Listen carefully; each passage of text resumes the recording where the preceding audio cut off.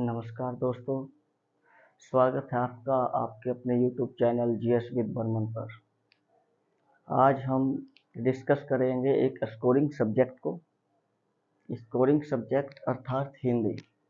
हिंदी एक ऐसा सब्जेक्ट है जिसके द्वारा हम एग्ज़ाम को क्रैक कर सकते हैं। हिंदी स्कोरिंग सब्जेक्टों में आता है क्योंकि सीमित सिलेबस और ऊपर से हमारी मातृभाषा भी है, इसलिए हमें इसको ध्यान से अगर पढ़ लें तो इसमें 30-32 प्लस अंक आसानी से हासिल किए जा सकते हैं।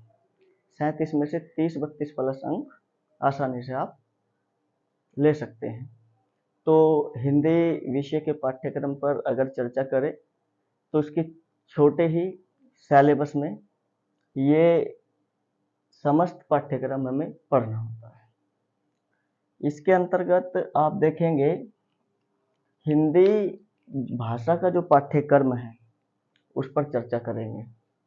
हिंदी भाषा के अंतर्गत ये इतने जो टॉपिक आपको बोर्ड पर दिखाई दे रहे हैं, इन सभी का अध्ययन करना है। अध्ययन कैसे करना है उसकी रणनीति भी आपको बताई जाएगी, देखेंगे। इसके अंतर्गत हमें हिंदी भाषा का इतिहास, हिंदी भाषा के इतिहास के अंतर्गत समस्त चीजें आ जाएगी, जैसे देवनागरी लिपि हुआ।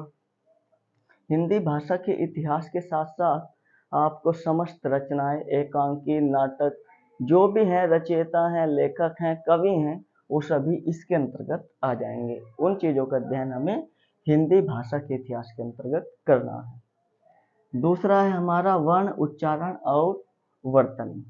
इसमें क्या है, आपको संपूर्ण वर्णमाला का अध्ययन करना है।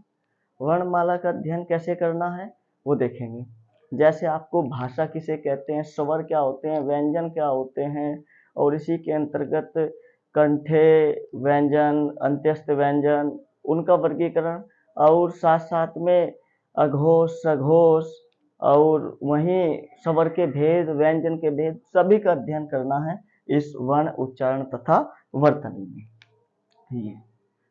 उसके बाद है शब्द भेद, शब्दों के भेद, इसका अध्ययन भी हमें इसी में करना है। फिर आता है पर्यायवाची शब्द, विलोम शब्द, अनेकार्थक शब्द, समोच्चारित भिन्नात्मक शब्द, वाक्यांशों के लिए एक शब्द, और शब्द रचना।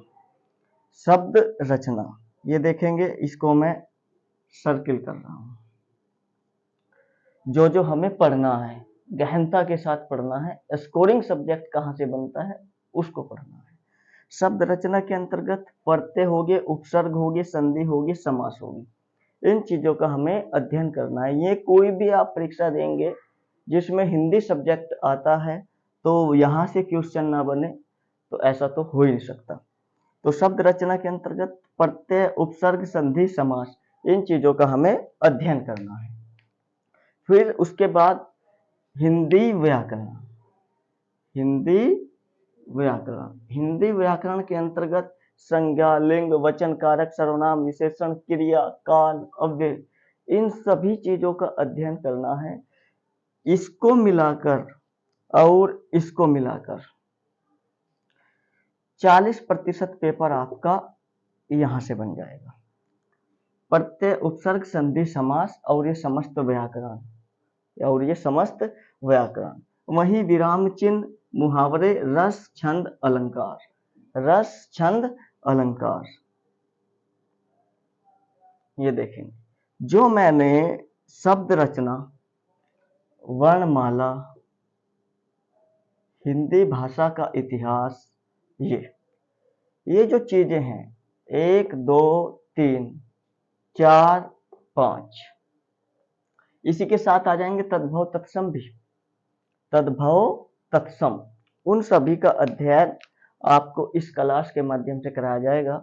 जैसे प्रत्यय हुए, उपसर्ग हुए, संधि हुआ, समास, ये 4 टॉपिक ये। संज्ञा, लिंग, वचन, अर्थात कहने का मतलब ये है कि संपूर्ण हिंदी व्याकरण और रस, छंद, अलंकार, ये समस्त आपको इस वीडियो के माध्यम से क्लास में कराया जाएगा। अब बच्चों की भूल क्या होती है, बच्चों की जो भूल होती है उसको समझना है। इसको भी कंठस्थ कर लिया, इसको भी कर लिया, इसको भी कर लिया, और इसको भी और इसको भी। इसको तो संपूर्ण कर लिया और गलती कर बैठते हैं क्या कि हमारी तो संपूर्ण हिंदी कंप्लीट हो गई है, लेकिन ऐसा नहीं है। आप किसी भी कोचिंग संस्थान में जाएंगे या किसी भी यूट्यूब चैनल के माध्यम से आप पढ़ेंगे, आपको केवल ये चीजें, ये टॉपिक ही पढ़ाए जाते हैं। 1 2 3 4 5 6, ये 6 टॉपिक आपको पढ़ाए जाते हैं और आप सोच लेते हैं कि हमने तो संपूर्ण हिंदी कवर कर ली, और उसकी तरफ आप देखते भी नहीं है उठाकर किताब को। अब क्या करना है आपको, ये तो आपको सब कराएंगे, लेकिन जो आपका कार्य है वो अब शुरू होता है। जैसे आपको पढ़ना है पर्यायवाची शब्द, ये केवल आपको अपने ऊपर से तैयार करने होते हैं। विलोम शब्द, अनेकार्थी शब्द और समुच्चारित शब्द और वाक्यांशों के लिए एक शब्द, जो याद करने का आपका कार्य है वो केवल आपको ही और केवल आपको ही करना होगा। और वाक्य शुद्धियां आपकी कराई जाएगी, विराम चिन्ह आपके, और मुहावरे और कहावतें आपको स्वयं याद करनी होगी। तो कुल मिलाकर ये टॉपिक जो हैं, जो आपको स्वयं तैयार करने हैं, याद करना है, केवल पढ़ना है इनको, ये आपके ऊपर डिपेंड करता है कि आप कितना जल्दी इसको कवर करें। गलतियां नहीं करनी है, वरना अन्यथा सिलेक्शन से वंचित रह जाते हैं कुछ छात्र, इन्हीं कारणों की वजह से कि हमने तो हिंदी बहुत अच्छी तरीके से पढ़ा था, लेकिन फिर भी हमारा सिलेक्शन नहीं हो पाया। हमारे तो 18 या 20 अंक ही आए हैं, अगर 30 आ जाते तो हमारा सिलेक्शन हो जाता।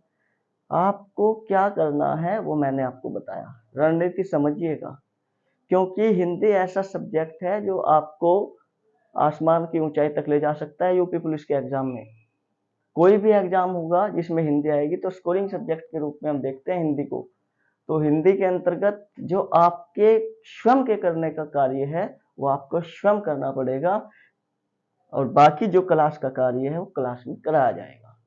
तो बिल्कुल भी गलती न करें और अच्छे से बिल्कुल तैयारी करें और एक एक टॉपिक को समझते हुए आगे बढ़ें।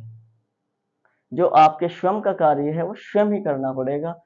कहने का मतलब क्या होगा, जो याद करने का है, जो टॉपिक आपको तैयार करने हैं, तो आपको ही करने पड़ेंगे। तो ये सिलेबस है हमारा यूपी पुलिस का, आशा है कि आपको समझ आया होगा, और हम इसको स्टेप बाय स्टेप क्लास के माध्यम से कवर करेंगे। ठीक है, तो आज के लिए इतना ही, और हमारे चैनल को सब्सक्राइब करें और वीडियो को शेयर करें ताकि ज़्यादा से ज़्यादा बच्चे इस क्लास का लाभ ले सकें। धन्यवाद।